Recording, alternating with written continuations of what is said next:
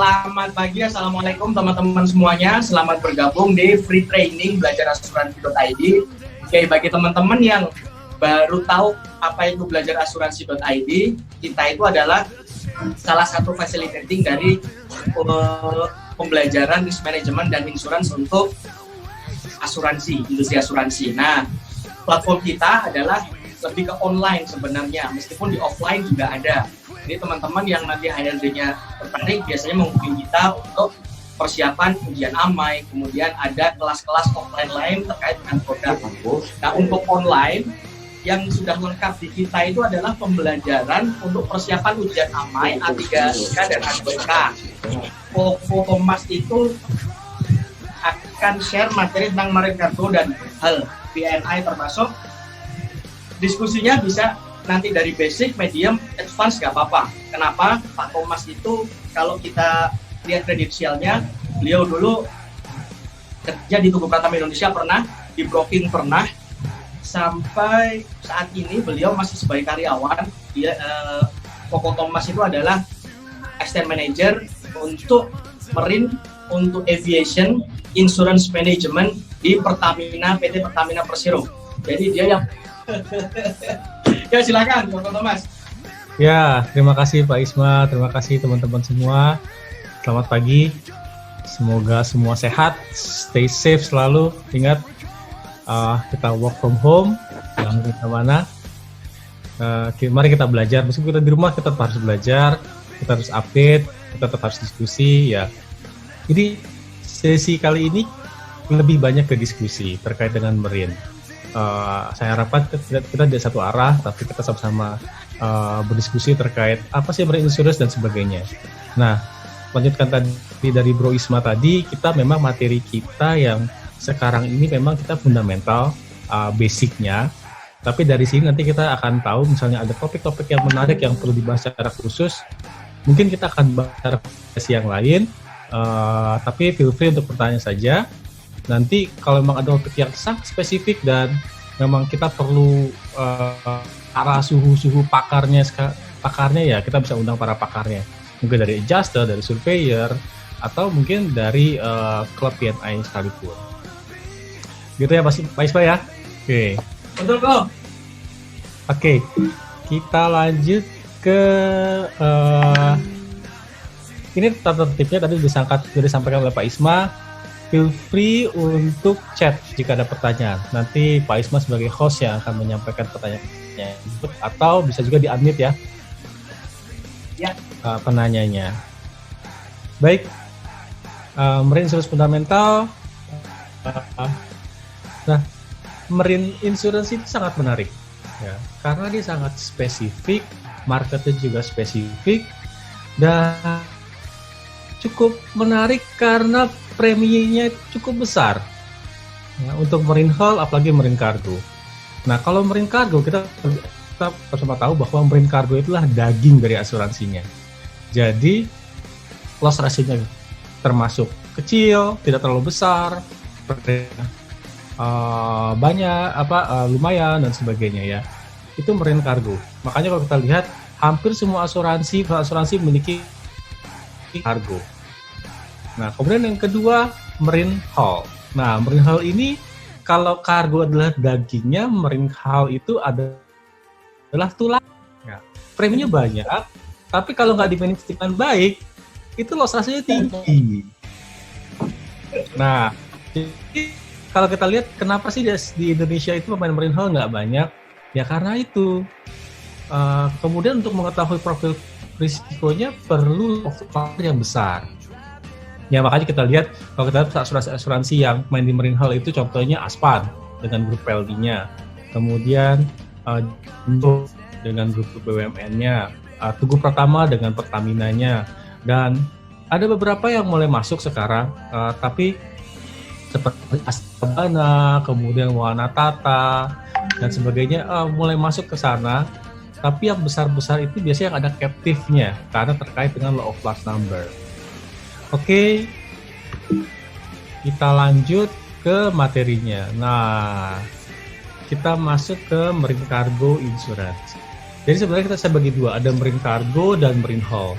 Nah, di marine cargo ini kita akan bahas mengenai marine insurance, kemudian bagaimana shipping industry, kemudian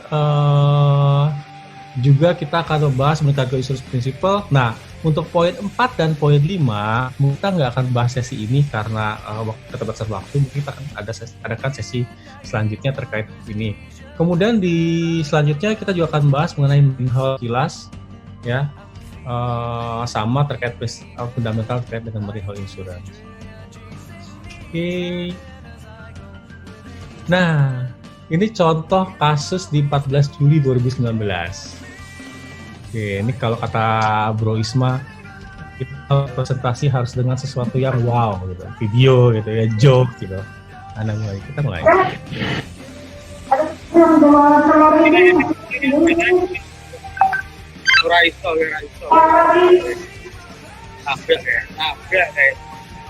Itu Pak Bro Isma ya suaranya ya.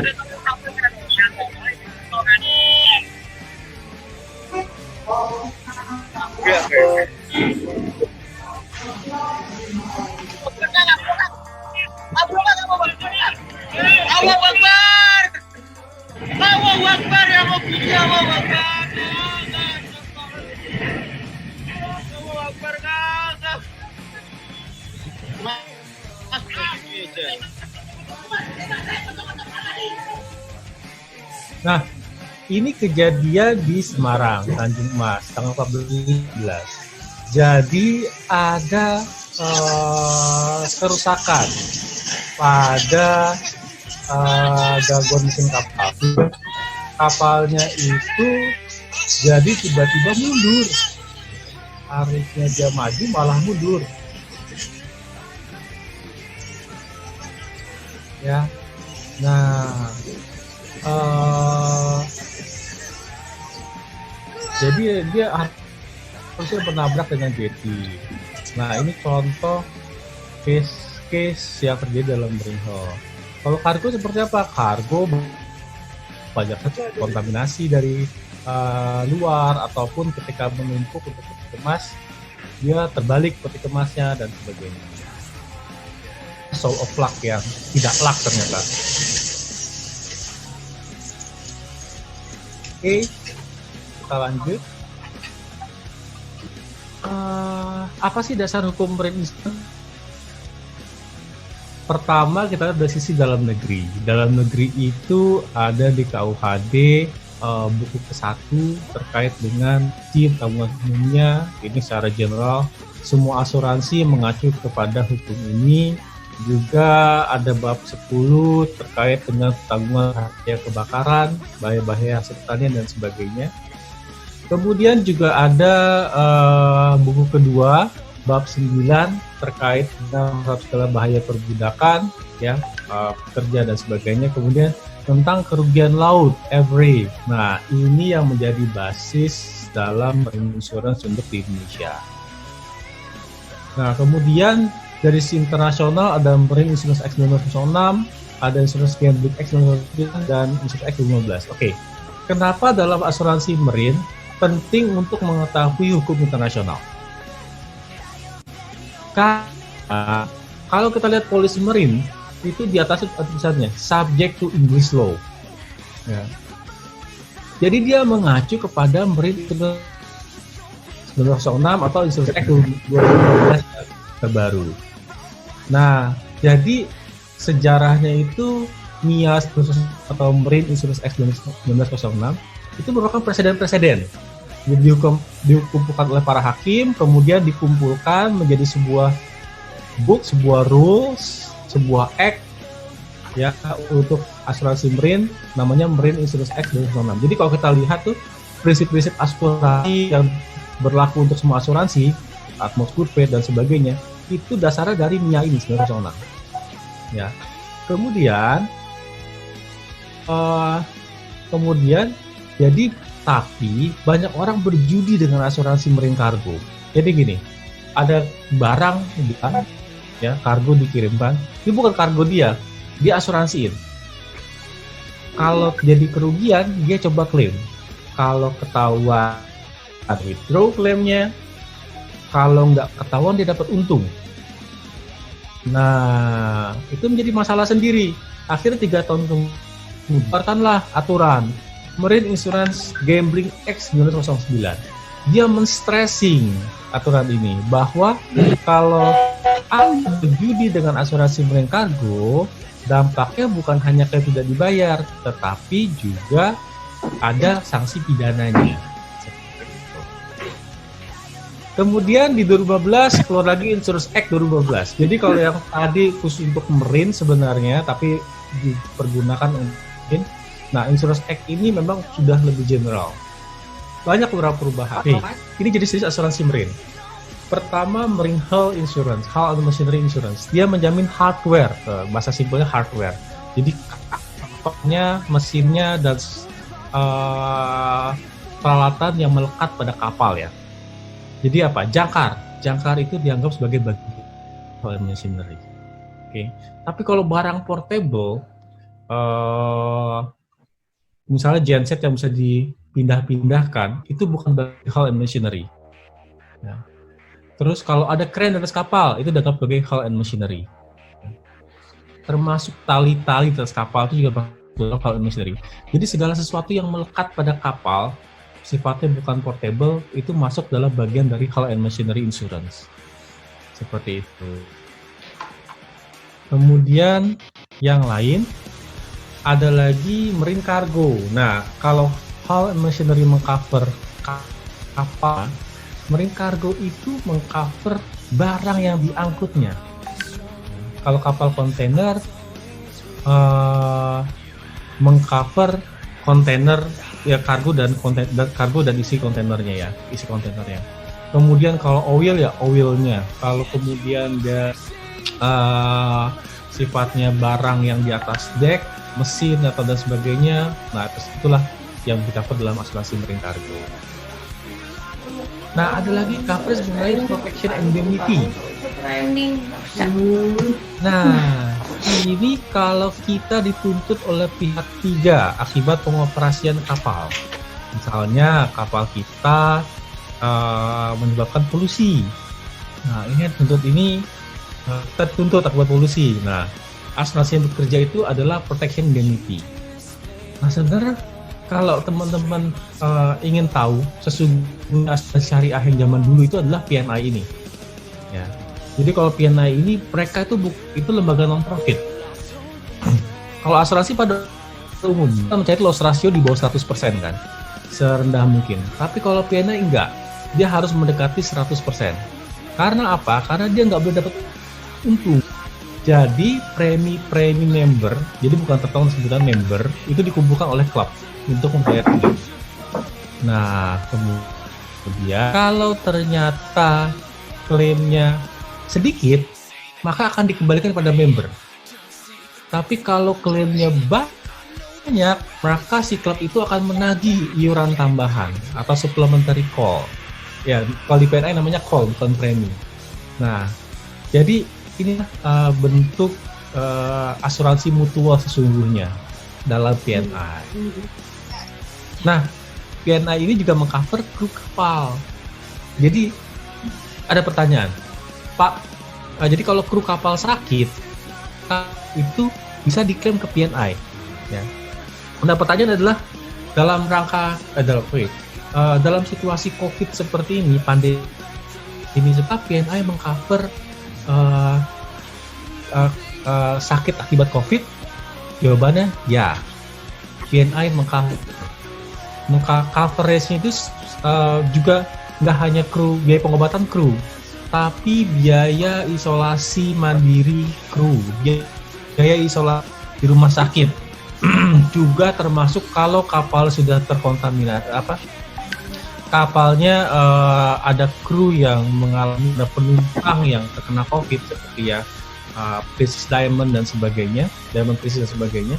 Nah, kapal tersebut kan harus dikarantina, ada biaya tambahan. Nah, biaya tambahan tersebut di cover dalam asuransi PNI. Tapi ya biaya ya, bukan loss of freight ya, bukan kehilangan, tapi biaya-biaya yang keluar. Misalnya dia harus mendisinfektan seluruh kapal. Nah, itu di cover dalam PNI. Oke, jadi teman-teman yang bekerja di shipping, memiliki kapal, pastikan Anda memiliki PNI, khususnya dalam kondisi seperti ini ya. Kemudian buat teman-teman asuransi, pastikan tertamu Anda memiliki PNI juga, ya, membantu mereka jika ada amit-amit pandemi dan sebagainya, itu bisa di-cover oleh asuransi ini. Oke, ada pertanyaan sejauh ini? Oke, kalau nggak ada, kita lanjut. Nah, asuransi lain dalam marine insurance. Jadi nggak terbatas pada 3, marine cargo, marine hull, dan PNI. Ada asuransi lain seperti build risk insurance. Jadi kalau kapalnya sedang dalam pembangunan, seperti CAR tapi itu kapal, ya. Terus ada kejadian dan sebagainya, ditanggung oleh galangan kapal. Nah, maka galangan kapal yang mengasuransikan. Nah, kita harus lihat juga nih galangan kapal tidaknya, lihat dari track record dan sebagainya, kondisi galangan kapalnya, kemudian ketika pembangunan diawasi oleh kelas atau tidak, of freight atau loss of hire, ya. Jadi asuransi ini penjamin, ini asuransi ini seperti BI tapi untuk kapal. Jadi kalau kapal ini rusak akibat terus yang dijamin dalam hull and machinery, ya. Nah, kemudian ada kehilangan pendapatan kan, misalnya kehilangan freight selama 2 bulan, sebagainya. Nah, asuransi ini yang menjamin kehilangan pendapatan tersebut. Kemudian charter's liability, kalau kita mencarter kapal, kemudian akibat kelalaian kita merusak kapal atau merusak properti pihak ketiga, ini asuransi yang mengcover tersebut. Atau terminal port liability, misalnya kita punya misalnya Jakarta kontainer atau pelabuhan peti kemas yang Tanjung Mas tadi, akhirnya ini jatuh merusak kapal. Nah, terminal port liability menjamin hal tersebut. Kemudian stevedores liability, ya, kita kalau nggak salah kita dapat namanya perusahaan PT Pelabuhan Bongkar Muat, ya, perusahaan bongkar muat. Nah, PBM ini sebagai bongkar muat sehingga menyebabkan kerusakan kargo. Nah, asuransi stevedores liability inilah yang mengcover, ya. Jadi stevedores ini bukan saudara Digores, ya. Oke. Kemudian freight forwarders liability.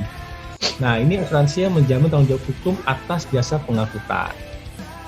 Misalnya kita membawa barang, kargo orang, atau kita sebagai let's say freight forwarders seperti misalnya JNE atau Jet dan sebagainya, atau Piki, kita merusak kargo orang. Nah, ini merusak barang yang dibawa. Nah, ini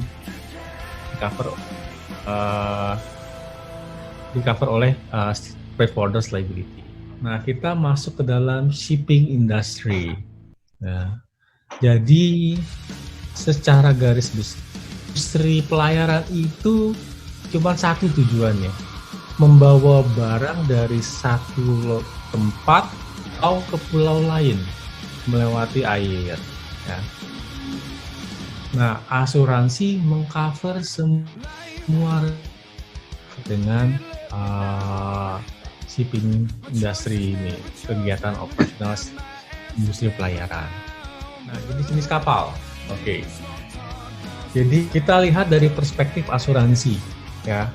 Nanti ini teman-teman ketika kita mau mengasuransikan kargo atau hull, kapal itu menjadi faktor utama dalam, contohnya kapal kontainer, ya. Dari sisi kargo, kapal ini jadi mengangkut kargo dalam kontainer. Nah, risikonya cukup aman terhadap pencurian. Karena apa? Karena sudah di packing, ya. Lebih aman dari benturan dan sebagainya. Cuma ada satu risiko terbesar, ya. Karena ini tertutup semua, rata-rata, ya, atau si yang memuat itu dia nggak bisa melihat isi barangnya ini apa, berat atau ringan dan sebagainya. Kemudian kalau dia menumpuknya tidak hati-hati, yang sering terjadi itu ketika loading dia sehingga balik kargonya, ya, jatuh. bisa loading atau unloading. Ketika unloading dia muat kata ya terlalu berat untuk sisi, dia kapalnya terbalik. Ini untuk kontainer. Untuk general cargo ini cargo dia bentuknya itu tidak dalam kontainer, tidak dalam bentuk kemas. Ya, biasanya untuk daerah-daerah yang remote dan sebagainya. Kontainer, karena kontainernya ada keterbatasan, dia hanya bisa bongkar muat di pelabuhan kontainer.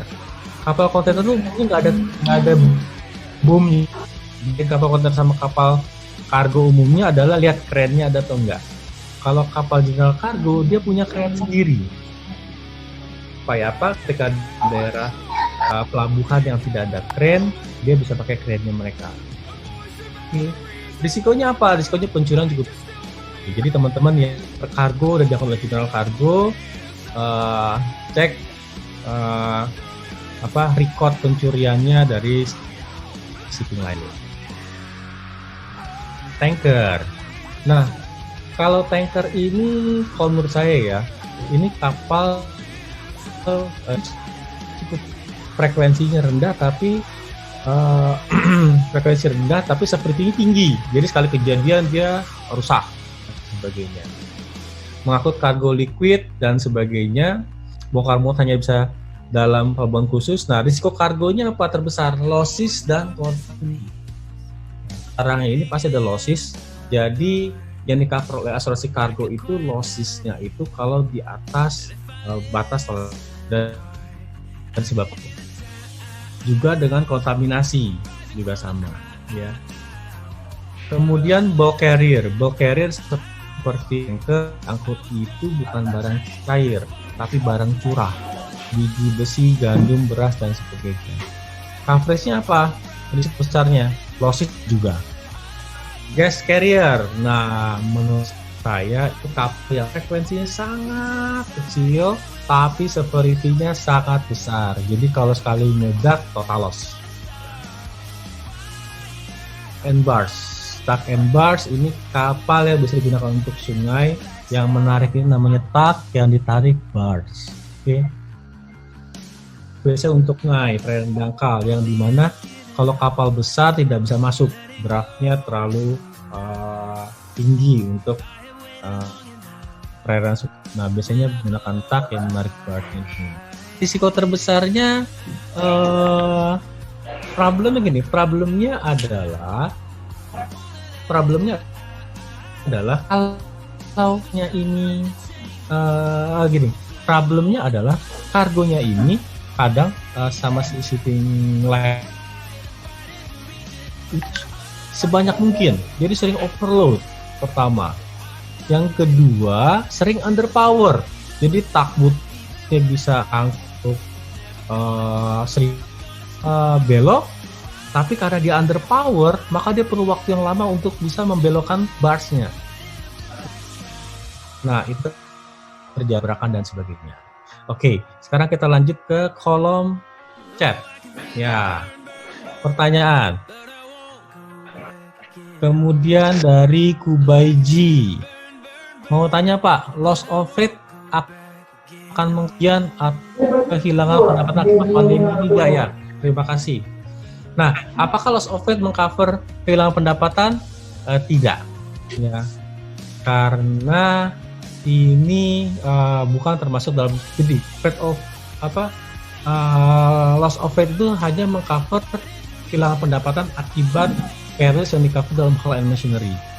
Ya, jadi akibat accident dari luar. Kemudian dari Mas Santrio Hermian Utomo, untuk employer's liability apakah masih dibutuhkan untuk kru kapal? Jawabannya tidak, karena itu diganti oleh protection indemnity. Kemudian dari dari Pak Indrajaya Wardana. Nah, ini sama kayak Direktur Mega. Apa bedanya single tow dan double tow? Mana yang lebih berbahaya? Jadi, ya betul. Terima kasih Pak Indra. Single tow dan double tow. Oke. Kadang gini, tugboatnya itu punya kemampuan narik 1000 ton. Nah, sedangkan bars yang ditarik itu cuma 500 ton. Akhirnya gimana? Sayang kan tenaganya, powernya. Akhirnya mereka ngangkut 2 bar sekaligus, 500 dia 1000 ton. Nah, bahaya gak? Bahaya kalau perairannya sempit. Ya, maksudnya kita bicara masalah dia power masih sufficient atau tidak. Ya, kalau perairannya sempit, dia berbahaya karena dia akan susah untuk bermanuver. Tapi kalau perairannya luas, itu relatif lebih aman selama cukup powernya. Oke. Nah, tapi juga sebaiknya gini, kalau teman-teman meng-cover double toe, tolong dipastikan bahwa ada survei tersendiri, pavement survei tersendiri ya terkait double toe ini. Lihat kecukupan si kapal tersebut. Oke, lanjut. Mbak Neklina, bagaimana cara menglimit of liability under terminal liability? 2, bila satu entity mencakup terminal operator dan servicers, apakah harus beli kedua? Oke, ini pertanyaan yang bagus. Nah, menghitung limit, ini kita kalau bahas ini mungkin bisa agak lama ya. Boleh gak dulu terkait terminal liability? Nanti kalau banyak yang tertarik, kita akan bahas secara khusus ya terkait terminal liability. Ya. Dari Pak Ishak Sejabat, tanya Pak, bagaimana dengan asuransi kargo untuk coal? Kaitannya dengan kebijakan RS yang mengecualikan semua yang coal-related. Apakah coal menjadi uninsurable? Oke. Nah, baik. Risiko kargo coal itu memang ini risiko yang cukup sudah cukup sering ya. Jadi untuk kargo yang berupa coal itu risikonya besar, losses besar, dan yang paling terbesar itu adalah risiko self combustion. Itu risiko paling besar. Nah, kalau penanganan kargonya tidak sesuai, tidak appropriate, maka risiko self combustion-nya tinggi. Ya, karena si kadang seperti gambar ini. Jadi dia hanya yang penting numpuk terus dibawa aja, tapi dia nggak melihat suhunya, kelembamannya, sehingga ini yang menyebabkan loss untuk self combustion cargo cukup tinggi di Indonesia. Nah, untuk itu profil risikonya maka banyak asuransi yang tidak terlalu hitam di sini kamar. Untuk ini, apa saja klausula marine hull yang dapat memungkinkan tertanggung klaim ke asuransi selain layup return? Dari Thea. Oke, Mbak Thea atau Mas Thea. Ya, jadi memang kalau untuk marine hull untuk tidak ada yang di cover ya. Kecuali karena akibat pandemi, misalnya ada kru yang sakit terus menabrak atau kapal jadi rusak, nah itu bercover. Tapi kalau enggak tidak di cover. Kemudian dari Aris Prianto, bisa jelaskan lebih detail terminal port liability, apakah dan sebagainya. Nah, ini nanti kita akan bahas bersama dengan terminal operator liability ya. Nanti biar Pak Isma kita ada kasih cerita sendiri ya Pak Isma ya. Iya Pak. Oke. Kemudian risiko FPSO, LNG, BG, drillship dan sebagainya. Apakah proses produksi di FPSO maupun drilling proses di drillship cover dalam hull insurance cargo insurance? Nah, menarik. Jadi kalau FPSO dia ada proses produksi kan. Apakah di cover? Di cover peralatannya.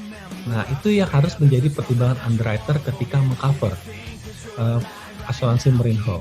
Ini kapalnya secara spesifik kira-kira proses kerjanya seperti apa, mencakup apa saja.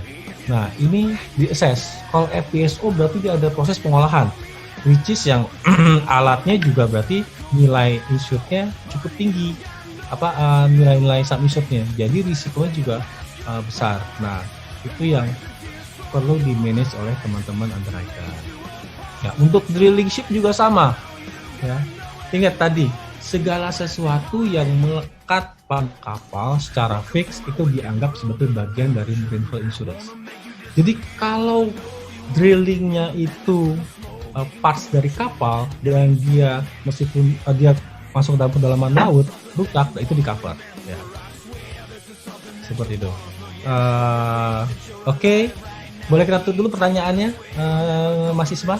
Dan kita bisa kita tahan dulu. Pak Thomas, ya. lanjut materi dulu teman-teman ya. Oke, ini ada pertanyaan dari Ibu Fitri Hapsari. Nanti kita akan jawab di slide berikutnya untuk coverage cargo. Nah, ini jenis-jenis kapal lainnya ya, ada kapal truck and barge, kapal junior cargo, kapal pengangkut hewan ternak, kemudian kapalnya tenggelam untuk draft tertentu, di bawah rignya baru dia mengapung lagi. Oke. Nah, saya nggak akan panjang lebar membahas ini. Jadi teman-teman pasti pernah dengar namanya FOB, CIF, kemudian DPT, EXW, ya yang sering gitu. Nah, bedanya apa? Jadi gini, dalam asuransi marine cargo, asuransi umum, insurance itu harus muncul pada saat pertanggungan dimulai. Ya. Nah, sedangkan kalau untuk asuransi jiwa, pada asuransi umumnya insurance harus muncul pada dua waktu, pada saat penutupan dan pada saat klaim. Ya. Nah, kalau asuransi jiwa, insurance itu muncul pada saat klaim saja, pada saat penutupan saja. Nah, asuransi kargo, insurance itu muncul pada saat klaim saja. Ya. Oke. Jadi kenapa demikian? Karena seperti ini. Kalau misalnya contohnya saya punya mobil, Pak Isma punya mobil, ya. Asuransinya rate-nya beda nggak? Beda. Bisa saja karena Pak Isma sering tidak kalem, saya setir kebut-kebutan, maka risiko saya lebih tinggi. Maka asuransi mobil saya lebih tinggi. Nah, berbeda dengan kargo. Misalnya Pak Isma ngirim barang, ya, pakai perusahaan A. Saya ngirim barang pakai perusahaan A. Risikonya sama atau enggak? Sama. Ya. Sehingga pada asuransi kargo yang dilihat itu bukan siapa yang punya kargo, tapi siapa yang bawa kargonya. Oke. Untuk itu memungkinkan asuransi kargo itu menjadi transferable. Ya. Misalnya, let's say perusahaan A, dia impor minyak dari Timur Tengah sampai ke Indonesia. Nah, di tengah jalan harga minyak turun. Wah, daripada saya impor crude, mending saya impor produk. Kebetulan ada yang mau nih crude-nya. Kita jual crude-nya ke perusahaan lain. Kargo tetap jalan ke Indonesia, tapi pemilikan sudah berpindah. Asuransi gimana? Asuransinya ikut berpindah. Nanti siapa yang Najwa itu doang kan yang harian tuh. Jadi nanti yang mengcover siapa? Yang kalau ketika ada klaim siapa yang dapat manfaatnya? Pemilik yang baru nanti. Ya. Asuransi kargo itu mengcover pengangkutan laut dari satu tempat, ya teman-teman. Kemudian tempat ke tempat yang lain. Jadi mulai dari mana? Mulainya itu ketika kargonya mulai jalan. Ya. Kargonya. Jadi kalau kargonya masih dalam lingkungan gudangnya si penjual, itu di cover, itu masuk dalam asuransi stok. Ya. Jadi dia sebagai nature-nya itu dia hanya mengcover ketika sedang berjalan. Apalagi kemudian sampai kapan? Sampai ketika barang itu bongkar di pelabuhan di warehouse terakhir. Itu baru selesai asuransi marine cargo-nya. Atau ada kondisi-kondisi tertentu yang mungkin kita akan bahas secara detail. Jadi ketika dia disimpan dalam gudang tempat terakhir, itu tidak di cover dalam asuransi marine cargo, masuk dalam stok lagi. Ya. Kemudian kita bisa next ke insurable interest dalam asuransi marine cargo.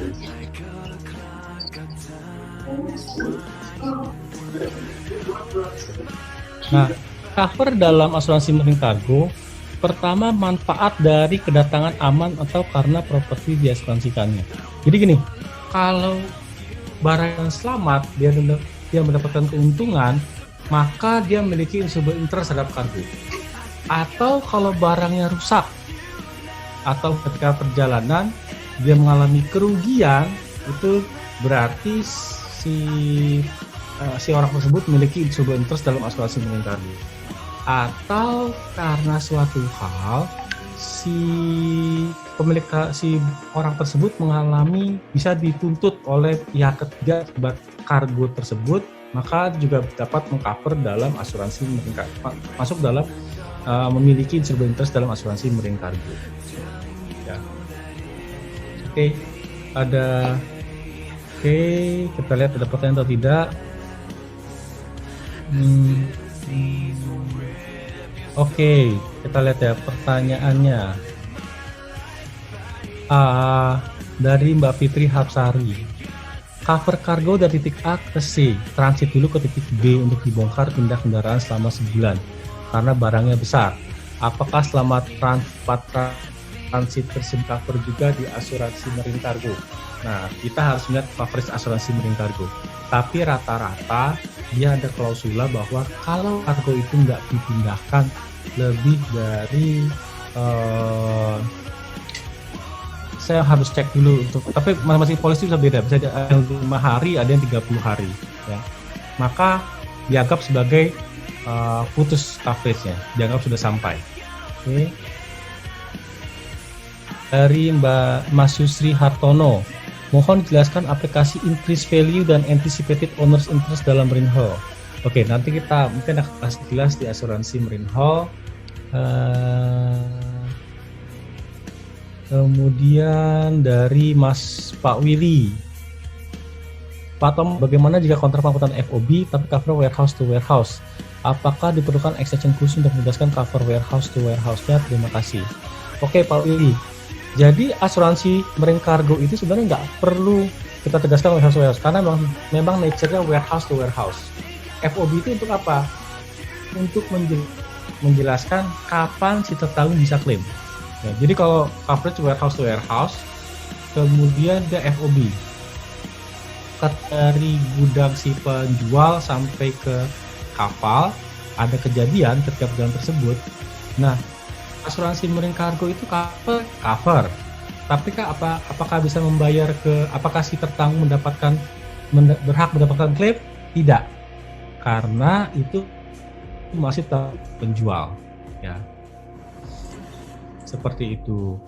Nah, jadi FOB itu hanya berbicara asuransi bayar ke siapa. Inkotom itu bicara asuransi bayar ke siapa. Apakah bayar ke si penjual atau ke pembeli, tergantung inkotomsnya. Oke. Apakah pemilik kapal dari Ibu Lea Irina Sanjaya? Apakah pemilik kapal diberikan subrogasi dari perusahaan asuransi apabila ada klaim kargo yang disebabkan oleh bencana alam sehingga kapalnya tenggelam?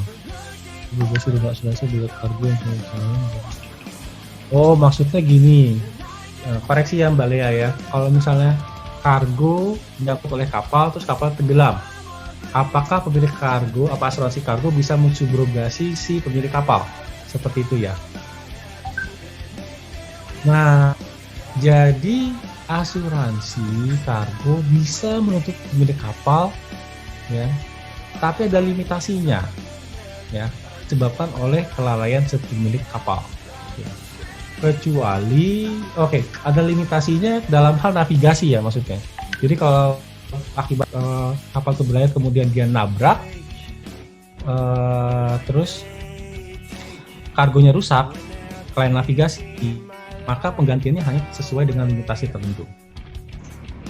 Tapi kalau misalnya gini, kasusnya kargo, misalnya oil, akibat kelalaian kru kapal, harusnya dibuka kran untuk cargo hold, dia buka kran untuk water tank, fresh water tank. Jadi air bersih masuk ke dalam ruang kargo terkontaminasi. Nah, itu asuransi marine cargo akan bisa mensubrogasi kepada pemilik kapal. Kalau ada akibat navigasi, ada limitasinya. Tapi kalau bukan navigasi, tergantung negosiasi antara kargo dengan pemilik kapal.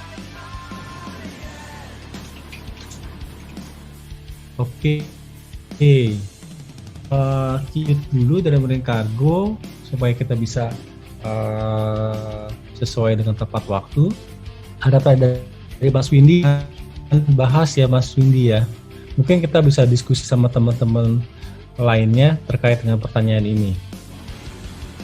Nah, ini contoh. Kapan seribu interest harus ada? Ya, misalnya ada sebuah perusahaan Australia memesan 1000 unit mesin motong rumput dari perusahaan grass cutter. Incoterm menggunakan CIF dan pembayaran dengan cara langsung juga. Oke. Jika kargo rusak karena kapal tenggelam, siapa yang berhak mengganti rugi klaim? Nah, jadi perusahaan gardeners beli mesin potong dari grass cutter dengan CIF. Nah, kalau terjadi kerusakan pada saat pelayaran, ya, ini sebenarnya kita bisa lihat dari Incoterms. Dalam kargo itu kewajiban untuk mendeklarasikan semua fakta material yang berhubungan dengan kargo packing sheet kepada pihak asuransi.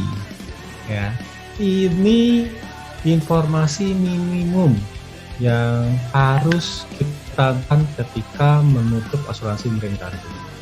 Kargonya seperti apa? Apakah dia mudah terbakar? Apakah barang menarik untuk dicuri? Apakah dia gampang terkontaminasi? Kemudian alat angkutnya, apakah kapalnya sesuai dengan kargonya? Ya, jangan kapal barge untuk mengangkut kargo oil seperti itu. Apakah kapalnya masih bagus, memadai, kapalnya usianya muda, apakah track record perusahaan pelayarannya bagus dan tidak. Packing method, bagaimana dia packingnya, apakah sesuai atau tidak, kemudian berapa nilainya, ya. Nah, ini coverage asuransi marine cargo, ya. Kita sering dengar ICC B dan C, ya. Oke. Nah, biasanya polis asuransi marine cargo di bawahnya ada tulisannya, unless otherwise agreed within the policy, this insurance shall subject to English law and practice. Jadi apa? Jadi dia mengacu kepada MIA. Implied warranties-nya apa? Mengacu pada sebuah pelayaran dianggap legal atau tidak, mengacu kepada MIA. Sebuah kapal harus memenuhi seaworthiness, itu juga mengacu MIA. Jadi kalau dalam marine cargo, si pemilik kargo memiliki kewajiban untuk memastikan itu seaworthy pada saat memulai pelayaran. Jadi kewajibannya hanya pada saat memulai pelayaran. Seperti itu apa sih? Jadi kapal itu harus didesain untuk seharusnya didesain mampu menghadapi cuaca buruk, bak dan sebagainya. Oke. Nah, kalau kapal biasa tidak mampu menghadapi cuaca buruk, berarti kapal tersebut tidak seaworthy. Makanya waktu kita asuransi marine cargo atau marine hull, yang di cover apa? Weather stress, ya, bukan bad weather, tapi stress weather. Jadi memang harus extraordinary, sedemikian rupa buruknya sehingga kabut mengalami kerugian. Ini harus cuaca sangat buruk ya, sangat buruk, stress weather. Oke. perbedaan antara ICC A, B, dan C. Nah, ICC C yang paling sempit, paling murah, paling rendah preminya. Cocok untuk barang tidak rusak buat penanganan yang kasar atau rough handling, ya. Karena hanya mengcover kapal tenggelam, collision, kebakaran, meledak, dan sebagainya. Digunakan untuk bulk cargos, biji besi, sama scrap metal. Ya. Ini barangnya kalau dibanting-banting pun nggak masalah, nggak rusak, nggak menurunkan nilai. B, cover ICC C ditambahkan, ya, mengcover earthquake dan sebagainya. Nah, ini cover masuknya air, ya. Kemudian mengcover kerusakan unload. Ya. Kalau ICC nggak di cover dia, karena sifat barangnya itu kalau mau kena air, banting-banting, dia nggak masalah, ya, dia nggak rusak. Jadi dia nggak perlu cover ICC B yang 2 ini. Nah, ICC B ini cocok untuk barang yang kuat dan tidak rusak buat penanganan yang agak kasar. Kalau dibanting, dia rusak, berkurang nilainya. Tapi kalau cuma sekedar benturan, oh nggak. Oke. Kemudian yang coverage paling luas itu ICC A. Ya, ini yang paling tinggi preminya. Coveragenya apa? All risk. All risk itu berarti kalimatnya itu menjamin semua risiko kecuali yang tidak dijamin. Jadi kalau lihat polis ICC A itu kita lihat pengecualiannya. Coveragenya yang tambahannya itu, ya, yang nggak ada di ICC B itu, yang major itu adalah breakage, scratching, denting. Jadi contoh kita mengangkut mobil itu kalau lecet dia berkurang nilainya. Oleh karena itu cocok untuk pakai ICC A. Atau theft, deliveries, non delivery, jadi barang nggak sampai kalau ada pencurian atau diambil oleh kru kapal, atau kerusakan akibat air atau kontaminasi atau piracy. Jadi ini digunakan untuk barang yang harus dalam perfect condition, ya, ketika sampai. Nah, jadi teman-teman, kalau ada pemilik kargo yang mengcover barang-barang yang seperti ini menggunakan ICC A atau B, ICC atau B, mungkin bisa memberikan penjelasan kepada tertangguh. Pak, ICC B tapi tidak mengcover loh kalau misalnya dia terbaret dan sebagainya, ya, kalau dia kena benturan dan sebagainya. Ini polis yang lain atau pemilik kargo, jadi kadang tertanggung butuhnya itu ICC C tapi butuh masukan air, atau ICC B tapi dia nggak butuh ICC A, dia butuh ICC B tapi yang termasuk kontaminasi dan losses. Tapi kalau untuk ICC A, dia nggak perlu risiko untuk breakage. Misalnya apa? Misalnya cargo block oil, ya. Dia pakai ICC B itu nggak memadai karena tidak mengcover losses dan kontaminasi. Ya. Tapi kalau beli ICC A terlalu mahal, ya. Terlalu eksesif coveragenya, karena bulk oil itu tidak perlu coverage terhadap breakage, denting dan sebagainya. Oleh karena itu, maka asuransi membuat polis yang spesifik. Jadi misalnya untuk bulk oil OC, ya. Jadi polisnya itu ICC B plus kontaminasi dan losses. Itu juga sama, ICC B plus spontaneous combustion and inherent vice. Ini juga phosphate clause, jadi untuk financial. Jadi kalau misalnya kita pemilik kargo, di kapal kargo dibawa misalnya oleh perusahaan pelayaran, terus perusahaan pelayaran tengah jalan bangkrut, ya, sehingga kapalnya unseaworthy. Nah, ini di cover dalam phosphate. Atau kalau dia membawa barang yang barang makanan beku, ya, yang dimana butuh coverage kerusakan kargo akibat perubahan Nah, itu masuk dalam container clause. Atau timber untuk kayu dan kontainer. Kontainer clause ini jadi gini, saya sering lihat masalah Atika. Jadi mengcover cargo kontainer menggunakan istilah container clause. Sebenarnya nggak salah, tapi clause itu untuk mengcover kontainernya. Jadi kontainer itu bukan dianggap sebagai casing, tapi cargo. Ya, ini coverage untuk isi container clause. Oke. Baik, kita lanjut ke Journal of Rates. Nah, ini agak panjang nih, of rates. Journal of Rates Clause adalah pengorbanan yang disengaja atas menyelamatkan pelayaran.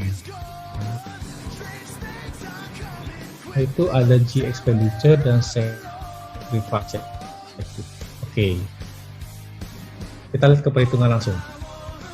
Nggak dapat clue-nya. Perusahaan asuransi PT ya, RBK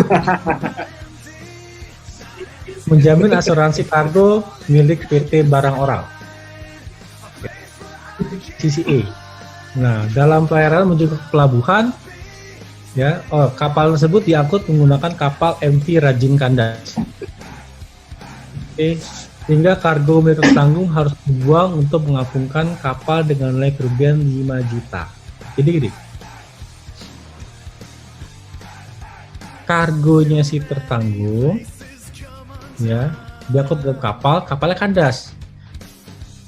Nah, kan kapal itu kandas, untuk mengapung kargo harus dibuang ya, kargonya itu harus dibuang. Nah, nilai kapal MV sering tenggelam itu 3 juta, nilai kargonya 2 juta. Oke, biar gampang menggunakan perhitungan, anggap saja kerugian 1 juta ya. Kerugian 1 juta. Jadi kapalnya kandas, terus untuk mengapung, kargonya si barang lain itu kita buang. Nah, jadi pembagiannya gimana? Pembagiannya dianggap sebagai GE. Jadi 1 G atau 2 juta, ya, kargonya rusaknya 2 juta, itu dibagi proporsional. 1,2 2 juta dibagi, jadi ini kan berarti 60-40 ya, 1,2 masuk ke tenggelam, 800.000 di asuransi marine cargo, jadi diproporsionalkan. Oke. Bingung nggak? Jadi intinya general affairs itu cover biaya yang dikeluarkan. General affairs itu adalah biaya yang dikeluarkan untuk penyelamatan pelayaran. Ada G expenditure dan GA sacrifice. Expenditure, misal kapal kandas, kemudian harus sewa takbut. Nah, biaya itu nata antara pemilik kapal, pemilik kargo, dan interest lainnya. GA sacrifice, misalnya kargonya itu harus dibuang untuk mengapungkan. Nah, asuransi mengcover biaya tersebut, porsinya pemilik kapal, porsinya pemilik kargo, masing-masing asuransi ya. Nah, tapi ada syaratnya. GA itu harus bersifat extraordinary, ya. Jadi harus sesuatu yang extraordinary. Jadi contohnya gini, ada contohnya perusahaan, ada contohnya satu kapal kehabisan bunker, kehabisan bahan bakar di tengah laut. Kemudian ada kapal lewat, dia beli bahan bakar kapal lain tersebut. Nah, pembeliannya itu tidak dianggap sebagai extraordinary, jadi tidak bisa diklaim sebagai GA. Pembut bisa dibagikan kepada pemilik kargo. Kemudian yang kedua, harus merupakan kesengajaan. Misalnya kapalnya kandas, terus akibat tersapu ombak kargonya jatuh, tenggelam, dan kapal bisa mengapung. itu bukan harus sengaja dibuang, jadi ada voluntary. Kemudian risiko itu harus ada dan nyata. Misalnya gini, ada sebuah dia mau masuk ke daerah yang bercuaca buruk. Nah, untuk mengantisipasi dia buang kargonya. Nah, itu sudah bisa dianggap sebagai GA karena belum ada risikonya. Ya. Terus, oh ya ini agak typo, bukan TEHWO, tapi the whole adventure. Jadi tindakan tersebut harus menyelamatkan the whole adventure. Jadi bukan menyelamatkan kargo, tapi untuk menyelamatkan whole adventure. Dan tindakan tersebut harus wajar. Ya. Jadi kalau buang satu kargo cukup untuk menghapuskan hal, nggak perlu membuang semua kargo. Seperti itu. Oke, ada pertanyaan? Saya lihat dulu.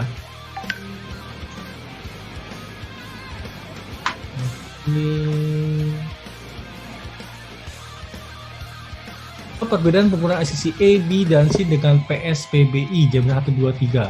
Sebaiknya menggunakan yang mana jika penggunaan hanya lulus kerja. Saran, jadi PSPBI sebenarnya sama dengan ICC A, B, dan C. Ya, karena dia memang referensi kuadrat. Pakai yang mana? Kalau nilainya kecil boleh pakai PSBBI. Tapi kalau nilainya besar mungkin saran saya pakai CCAB karena sudah banyak presiden case-nya. Kemudian dari Mbak Dian Yonita. Clause New Jason Clause. Oke, nanti coba saya cek ya New Jason Clause nih. Oke, nanti coba saya akan kemudian untuk call cargo berapa average rate dan deductible yang reasonable dan clause apa saja yang perlu tambahkan untuk minimal risk dari 2020. Untuk average rate saya nggak bisa informasikan di sini ya, nanti mungkin Japris karena banyak faktor yang mempengaruhi rate ya, dari kapal, penanganan, loss ratio, loss record dan sebagainya. Jadi memang untuk goal ya tadi yang saya sampaikan bahwa kita harus lihat secara general track record si perusahaan pelayaran yang akan bawa itu, kemudian dari barge-nya ya. Saran saya minimize risk-nya, pastikan ada pre-shipment survey clause ya. Pastikan itu ada klausul survei. Oke. Nah, ada pertanyaan yang bagus nih. Semisalnya nih ada kargo yang dibuang ke laut, kemudian mengganggu arus pelayaran. Nah, kan harus diangkat nih. Nah, apakah asuransi kargo mengcover tersebut? Ya, mengcover untuk pembersihan. Selama ada klausul removal of debris. Ya. Kemudian yang kedua, kargo darat, truk tergelincir akibat kargonya jatuh. Kargo total jamin dong, oke. Remeh-remahan kargo disebutin juga gak? Ya tadi kalau ada removal of debris itu dikasih juga sama. Oke. Kemudian sanction and limitation clause, hak dirnya itu bisa cek mana Pak? Oh, oke. Karena agak sulitan trace-nya.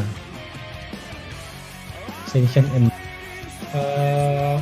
ini mungkin kita akan bahas lebih detail mengenai sanction and limitation clause karena dia ini klausulanya cukup unik ya. Nah, jadi memang kita harus pantau terus sanction and limitation clause ini. Nanti kita akan bahas ini secara pisah. Oke, kita lanjut lagi. Oke, kargo ini berakhir ketika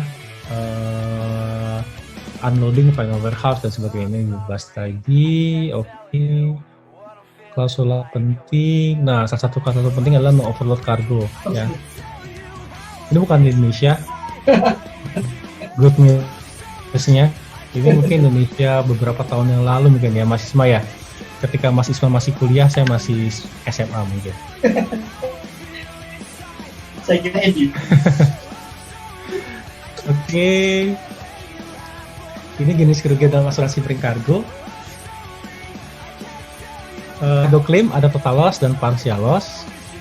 Nah, total loss ini ada actual total loss dan constructive total loss. Jadi barang itu kalau hilang, benar-benar hilang atau tenggelam tidak muncul lagi dianggap sebagai total loss. Jadi ada kasus kapal tenggelam, terus 6 bulan kemudian dia muncul lagi. Nah, maka dianggap sebagai constructive total loss kalau perbaikan di atas nilai pertama. Partial loss. Partial loss itu adalah kerugian selain bagi. Ada particular damage dan biaya penyelamatan. Particular damage itu ada shortage dan damage, rusak. Ya.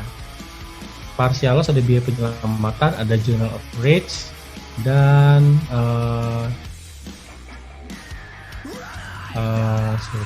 ini mau ketik sini. Dan minimizing loss. Particular damage, kerusakan kargo selain total loss, termasuk shortage atau pengas terpentas, kemudian general overage. Bedanya apa? Bedanya kalau general overage ini untuk penyelamatan pelayaran yang tadi saya bilang. Dibagi rata antara pemilik kapal, pemilik kargo, dan pemilik interest lainnya. Kalau minimizing loss enggak, dia untuk menyelamatkan kargo saja, ya, atau minimizing kerugian kargo saja. Jadi ini minimizing loss ini tidak bisa dibagikan kepada pihak-pihak lain seperti pemilik kapal dan sebagainya. Oke, itu saja dari asuransi marine cargo. Oke, pertanyaan lain.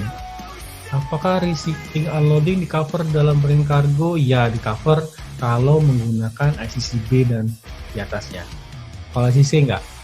ICC hanya mengcover loading unloading kalau dalam keadaan port of distress, jadi keadaan bahaya atau keadaan yang memaksa dia harus loading unloading. Oke, sekarang kita lanjut ke marine hull. Pak Thomas, Ya, boleh nggak bertanya? Ini ada Pak Indra nggak? Pak Indra, open your mic Pak Indra. Indra, ini Indra sama Pak Thomas ya, mungkin teman-teman juga ngalamin. Sebenarnya kan ini dua jagoan kita nih. Jadi elite master kita bilang. Jadi Indra itu engineering basisnya, terus sekarang direktur teknik di Mega Insurance. Pak Thomas tuh untuk yang marine. Ini misalnya ya, ada seorang klien atau perusahaan itu sedang melakukan ada project gitu kan, dia mengimpor barang dari luar negeri ke. Nah kemudian biasa tuh Pak, seorang risk manager di sebuah perusahaan itu biasanya melakukan mapping risk yang insurable gitu ya. Nah ternyata nanti saya minta pendapatnya Mas Indra sama Koko Thomas nih. Ada risiko yang bisa back to back atau list yaitu dan cargo insurance. Jadi ceritanya gini. Jadi kalau kita misalnya case-nya tadi barang custom clearance-nya biasanya di Jakarta gitu ya. Nah, proses custom clearance itu seringkali tidak begitu gitu ya. Banyak dokumen yang harus berikan. Kemudian waktu yang diberikan leverage dari cargo insurance itu misalnya cuma 5-10 hari. Nah, tapi dari itu barang sifatnya sudah statis nih Pak. Jadi artinya kargo, tolong dikoreksi kalau salah. Insurance itu stop dari situ. Kemudian apa yang dilakukan karena ada dua polis yang harusnya back to back itu, CEAR punya clause of site storage clause. Nah, tolong dong saya minta pendapat Mas Indra sama Koko Thomas nih, itu bisa nggak klien berpikiran seperti itu? Artinya tidak ada risiko yang bolong di cover dalam hal insurance. Silahkan. Oke, Mas Isma, terima kasih ya untuk pertanyaannya nih, komprehensif. Jadi kalau kita ngomongin dua polis yang berjalan bareng itu bisa memang benar ada EAR itu dikombin dengan marine cargo. itu kita sering sebutnya project kargo ya kalau namanya. Nah, salah satu perluasan di polis CAR atau EAR itu ada yang namanya offset storage. Nah, offset storage ini juga ada batasannya, ada teritorialnya. Biasanya kita sering lihat itu teritorialnya satu kota dengan proyeknya. Kalau ada underwriter yang lebih baik, dia biasanya kasih selama satu pulau dengan proyek kan. Ya, jadi pertama harus jelas ada batasan teritorialnya. Kedua, ada batasan maksimum nilai pertanggungannya. Ya, batasan nilai pertanggungan di offset storage ini yang penting harus ada batasnya. Tiap asuransi bisa beda-beda. Orangnya itu masuk kriteria sebagai offset storage, maka polis CAR atau EAR masih mengcover. Nah, dengan kargo apa? Kalau kargo itu pada saat barangnya sudah pindah, sudah berjalan, di situ baru polis kargo yang akan merespon kalau terjadi accident. Tapi selama dia ada di storage, maka polis EAR atau CAR yang akan merespon. Begitu Mas Isma. Oke, Mas Indra dengar suara saya? Ya. Oke, terima kasih tadi jawabannya dari segi CAR. Kalau dari Koko Thomas, dari point view-nya underwriter atau Asiko Cargo, itu preferable nggak Koko Thomas melihat case yang tadi saya curhatin tadi?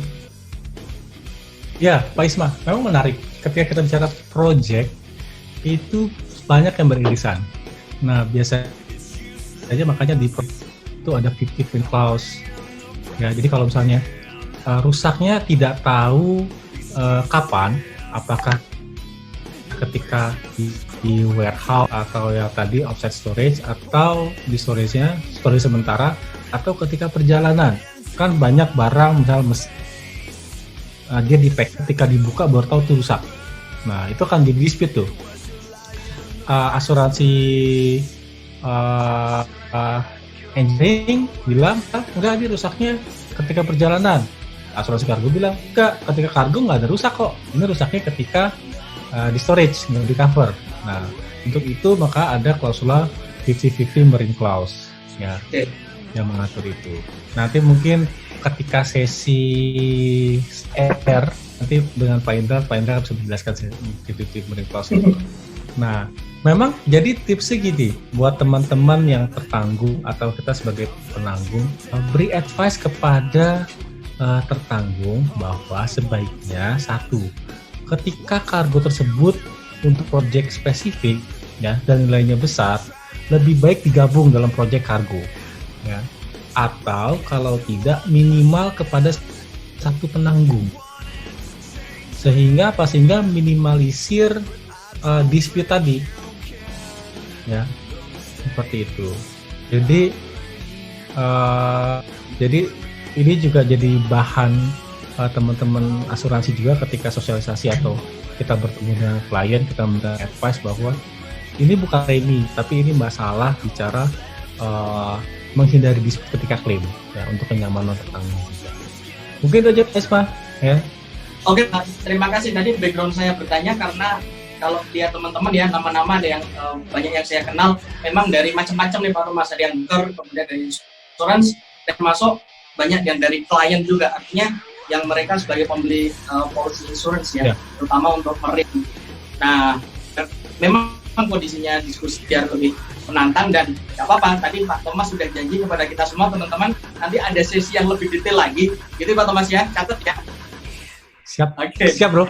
Oke. Jadi point view-nya beda-beda, tapi kita kemas secara umum dulu. Nanti lebih detail kita akan lagi ke materi yang lebih fokus gitu. Ya. Pak Thomas silahkan lanjut, kita masih ada waktu 28 menit ya. 28 menit. Oke, Yes. 28 untuk menerangkan marine hull itu sesuatu yang challenging. Jadi saya akan bahas mengenai sekilas mengenai Marine Hull. Jadi overall itu sama dengan berbagai yang di cover itu adalah kapalnya, ya. Dan ada satu hal yang menarik. Kenapa cost ratio Marine Hull itu cukup tinggi dibandingkan dengan asuransi lainnya, ya. Kita masuk ke salah slide. Enggak. Jadi ini case. Saya bukan mau membahas mengenai DiCaprio dan Kate Winslet ya, dan Titanic. Saya membahas case-nya Titanic. Ya. Jadi ini kapal penumpang terbesar pada masanya. Ya. Jadi itu sekitar dia pembangunan 1,5 juta. Ya. Oke. Terus total penumpangnya itu sampai 2.200 penumpang, ya, maksimal 3.500. Oke. Kemudian ada 6 kali warnings bahwa akan ada iceberg.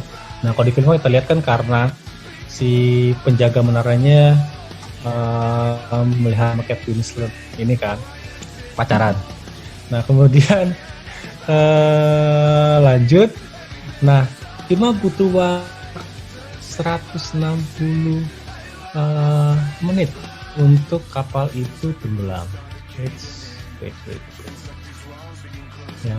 Kemudian, nah, kita lihat lebih detail. Kenapa sih kapal itu bisa tenggelam? Ya.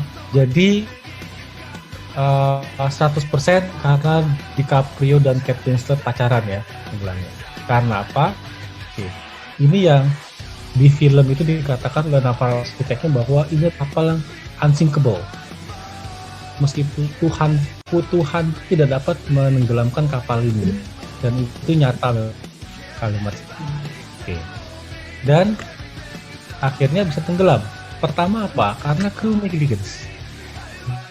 Jadi ini sudah masuki usia pensiun. Ya. Sudah masuki usia pensiun. Ini adalah pelayaran terakhir dia. Oke. Dan ini perusahaan pelayaran sebagai apresiasi dia bertahun-tahun sebagai kapten kapal di perusahaan tersebut. Ya. Jadi dan ini kapal baru, banyak kru-kru yang tidak familiar sehingga banyak kelalaian. Ya. Satunya tidak memperhatikan sinyal akan menabrak iceberg tersebut. Yang kedua, faulty design. Jadi waktu itu kapal itu industri pelayaran itu sedang booming. Ya. Pelayaran sedang booming. Ya, galangan itu penuh dengan pesanan kapal. Ya. Sehingga apa? Hingga aja itu susah. Akhirnya apa? Akhirnya menurut naval arsitek waktu itu adalah bahwa yang paling lemah itu bagian tengah kapal. Jadi yang bagian tengah itu menggunakan steel. Nah, bagian depan menggunakan iron. Ya. Kendala ternyata yang menabrak itu bagian depan, yang memang tidak kuat. Ketiga, karena manajemen negligence. Jadi waktu itu ada 2 perusahaan pelayaran terbesar, mereka sedang berlomba-lomba. Salah satunya, nah perusahaan pelayaran ini dia ini apa namanya, White Star Line ini coba untuk membuat kapal terbesar dan tercepat. Ya, jadi kalau lihat,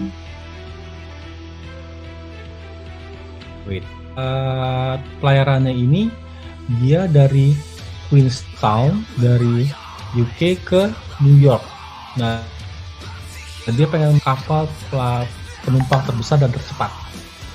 Jadi si kaptennya itu dipaksa untuk secepat mungkin. Nah, membuat kapal yang unsinkable itu menjadi tenggelam. Dan ini tetap relevan case-nya dengan kondisi sekarang, di mana sebagian besar klaim-klaim kapal, guys. Nah, Jadi politis marine negligence itu sangat luas negligence-nya. Negligence-nya jadi gini, bahasa yang sederhananya adalah kalau kru lupa ganti oli itu tuh di cover oleh asuransi marine hull, ya, lupa gitu.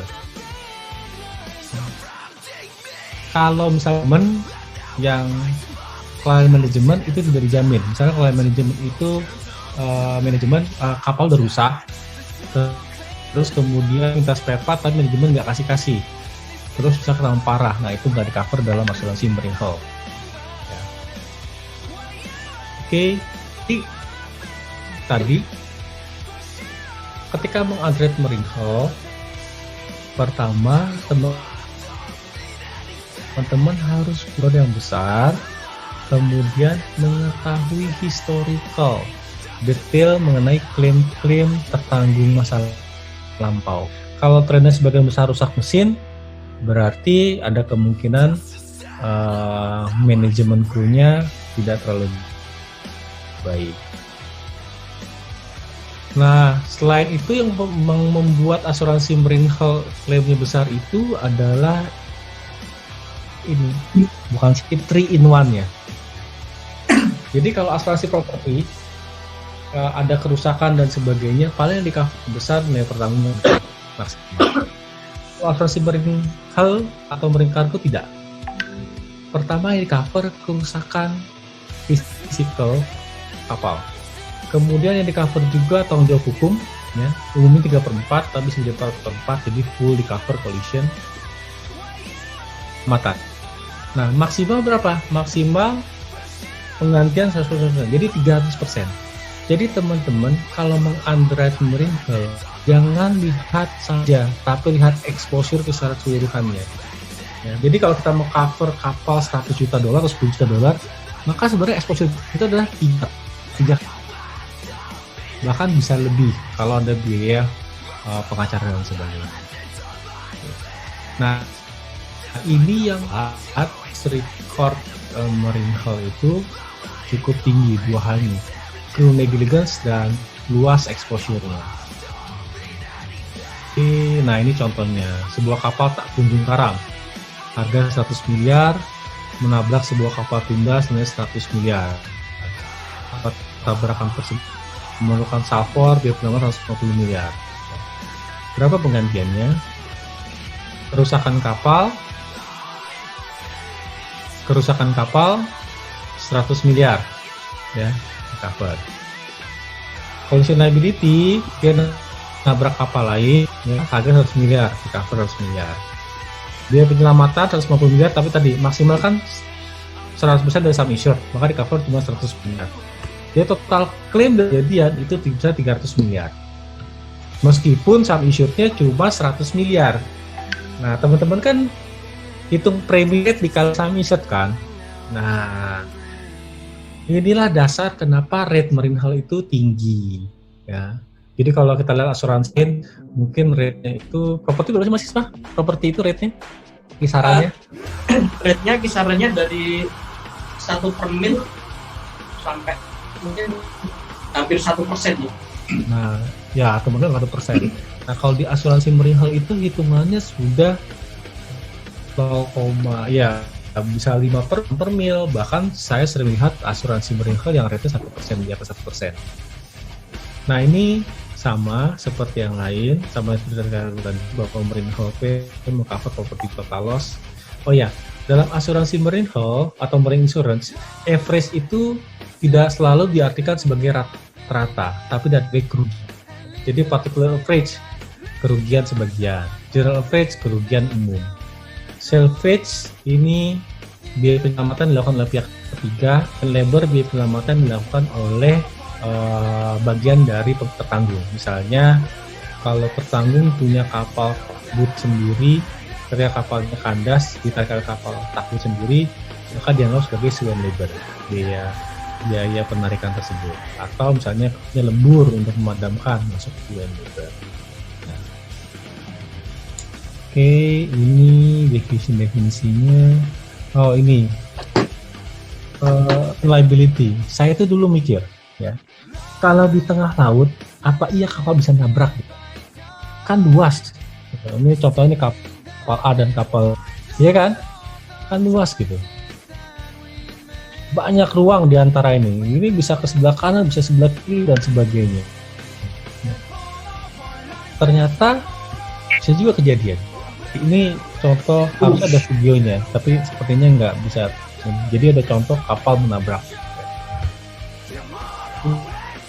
Kasus itu dia port side dan starboard misalnya ini adalah green, ini red, ini green, ini red.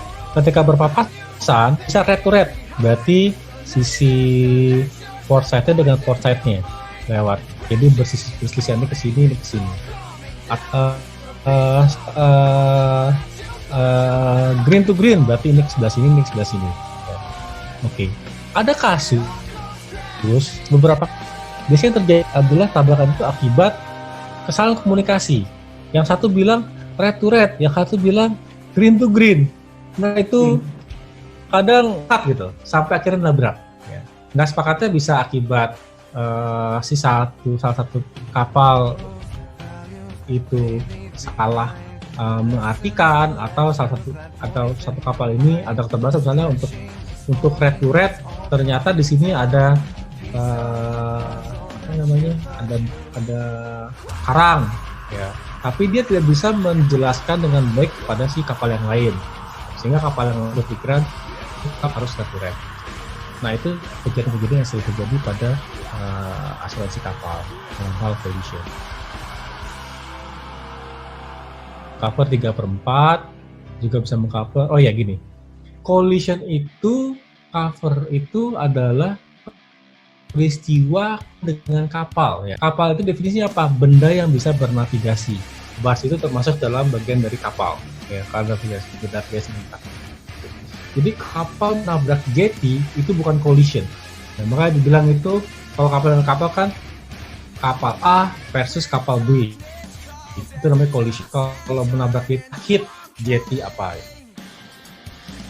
Nah yang di cover oleh marine hull yang standarnya itu adalah 3/4 dari collision. Jadi kalau kapal nabrak jetty di cover nggak? Polis standarnya tidak. Kenapa cuma 3/4? 1/4-nya seharusnya menjadi tanggung jawabnya si tertanggung karena bagaimanapun juga dia telah lalai, maka dia harus dikontribusi 1/4. Nah, tapi biasanya diperluas di 4/4. Nah, kalau mau tertanggung mau di cover, kapalnya menabrak jetty dan sebagainya, maka harus memberi perluasan floating object. Oke, jadi bisa mengcover menabrak buoy dan sebagainya. Ini general labor saya sudah dibahas tadi. Ini contoh-contoh polis marine hull. Mungkin kita akan bahas nanti di sesi yang juga contoh polis asuransi marine hull. Juga sama kita akan bahas lebih spesifik nanti. Oke, biar ada waktu tanya jawab, maka kita buka ya, Mas Isman. Ya, Pak Thomas. Sesi tanya jawab. Ada beberapa pertanyaan yang sudah mengantri, silahkan. Oke, Mas Rizky PSP. To everyone. Oke, apa perbedaan signifikan antara policy cargo open cover dengan cargo open policy? Oke, jadi policy cargo itu ada namanya open cover. Jadi polisnya itu mengcover bahasa katanya selamanya untuk semua pengiriman sampai polisi dibatalkan. Ada lagi time policy, dia ada periodenya, hanya setahun kah? Ada single policy, ya single policy itu jadi cuma sekali pengiriman. Nah, kalau pengirimannya cukup sering, maka sebaiknya bukan yang open cover ya. Tapi kalau misalnya barangnya tertanggungnya tidak terlalu sering mengirim barang, bisa menggunakan single ship. Mas, ya boleh nggak sesi ini minta izin dulu nih biar seru. Ada kumas. Oke. Nanti hadiahnya dari Kotomas saja. Kita biasanya bagi dibagi saldo kan, Oke, ya, support ya. BUMN. Baik. Kita bagi-bagi saldo Pertanyaannya dulu apa nih? ya. Oke. Eh, eh, saldo link aja berapa Isma? 200, Oke, 100.000 150, ya. 100, 100.000 ya. ya boleh. Oke. Apakah polis Hall SIFH 110 masih digunakan? Itu sudah tidak common lagi sih, karena sekarang polis kargo yang 2009 juga sudah polis Hall sudah 2009, tapi memang yang sekarang digunakan itu masih ya 83 kalau nggak salah ya 110 83. Warranty kelas kapal ya, warranty kapal oke. Jadi gini, kelas kapal. Jadi ada historisnya kelas kapal. Kelas kapal itu adalah lembaga nirlaba. Ya. Jadi awalnya ketika Deloitte underwriter itu dia mengcover asuransi kargo kan, cuma dia bingung kapal ini bagus atau tidak. Untuk itu dia meng-hire naval arsitek dan marine engineer survei kapal ya. Jadi asuransi meng-hire ekspertis itu. Nah, setelah disurvei bagus, dia catat. Makanya dicatat namanya apa? Lloyd's Register. Nah, itulah menjadi Lloyd's Register sekarang, badan kelas di Inggris ya, Lloyd's Register. Nah, dia berkembang, dari situ berkembang, asuransi merasa bahwa nggak efisien kalau setiap kali pelayaran disurvei. Itu pertama. Yang kedua, ternyata survei itu tidak bisa meng-capture risiko secara keseluruhan. Ya. Jadi gimana? Jadi baiknya surveinya itu dilakukan berkala. Nah, untuk kapal yang telah dilakukan survei berkala dan baik, maka catatan Lloyd's of Register itu baik, good, bad atau medium. Nah, dia buat seperti itu. Nah, catatan itu akhirnya menjadi panduan bagi negara-negara lain. Nah, jadi kalau kita lihat kelas-kelas di luar negeri itu, kalau Indonesia kan dia BUMN kan, BK itu BUMN. Tapi kalau di luar itu enggak, dia konsorsium pemiliknya. Ya, itulah untuk kebanyakan asuransi. Nah, oke. Terus warranty class. Nah, jadi kalau sebelum insurance warranty class itu harus periode insurance. Ya, sepanjang periode pertanggungan.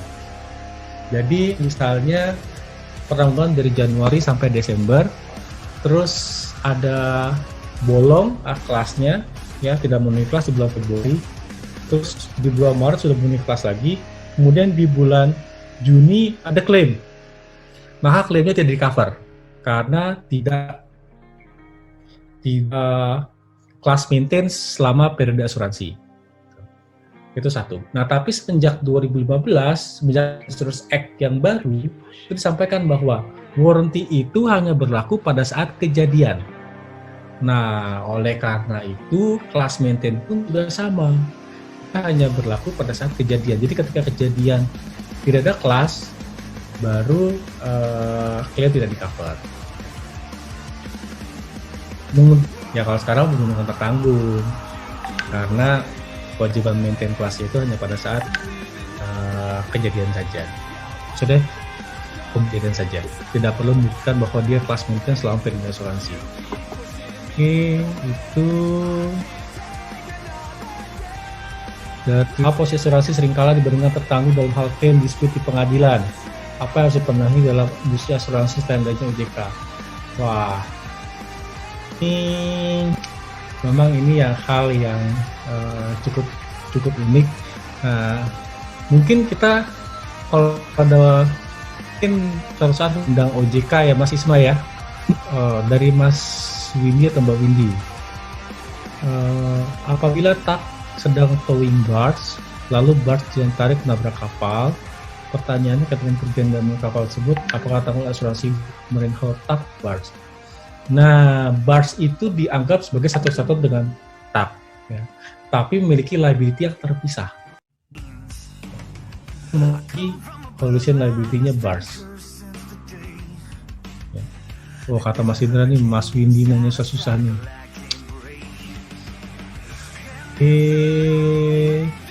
Terus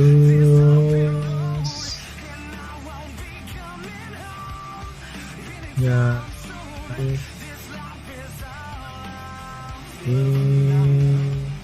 ini ada jawabannya. Oke, sebagian besar jawabannya ini ya. Apa langsung saja kita bahas jawabannya yang paling mendekati atau oke,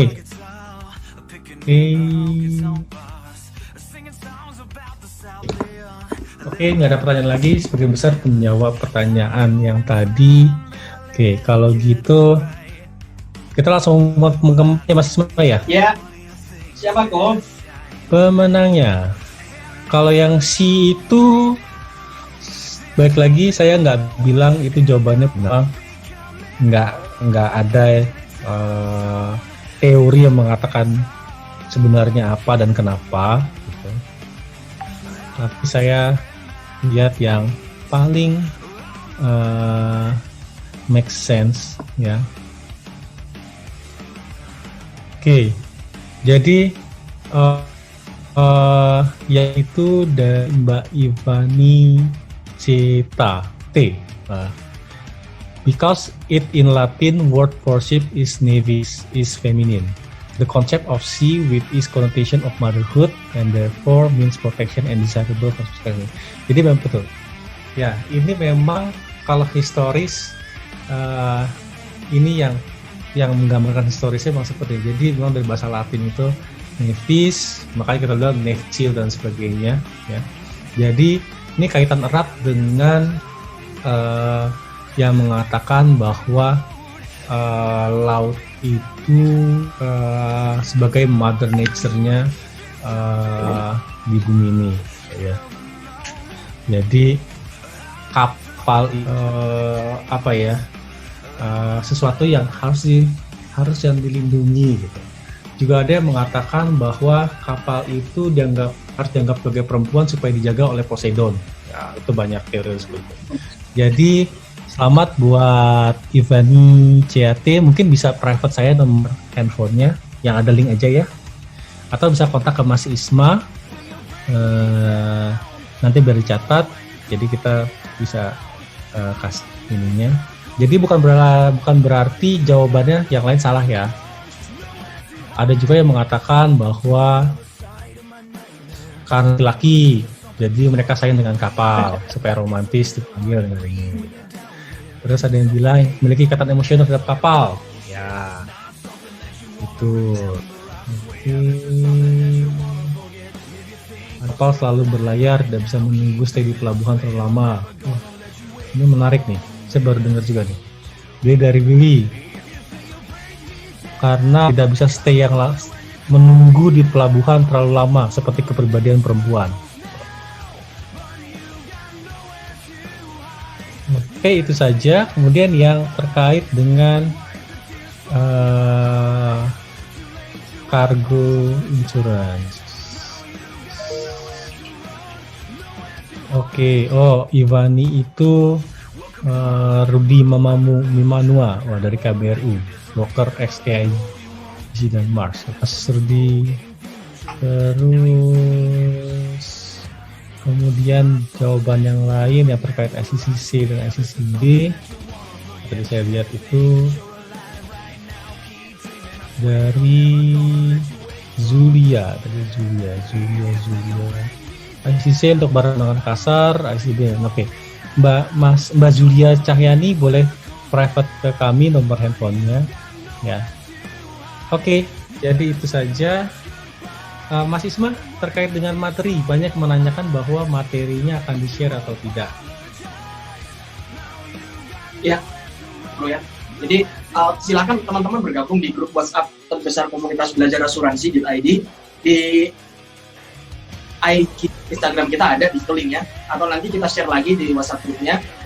Nah, silakan untuk yang teman-teman masih menjabat sebagai peju gelar amai, silakan nanti dari grup besar untuk double masuk di grup-grup yang lebih kecil setiap subjeknya. Nanti kita akan share materi yang PPT-nya di WhatsApp group. Kemudian untuk rekaman ini kita akan upload siang ini di channel kita. Itu bro.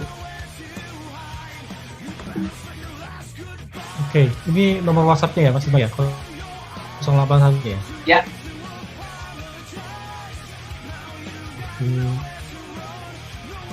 Baik, teman-teman, terima kasih atas partisipasinya dan kontribusinya.